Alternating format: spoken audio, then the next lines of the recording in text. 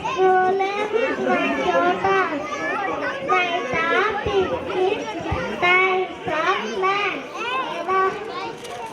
There are different types of land depending upon size and shape.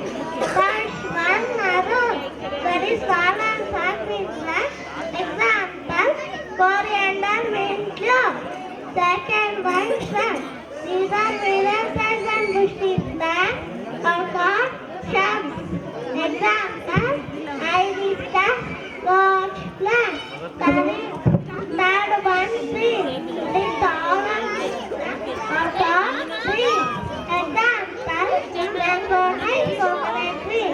Fourth line, fiber. These are very big plants. They support to farmers using their stick and bark. Example, money plant, pine. Fifth one, creeper. These are very big plants. These are very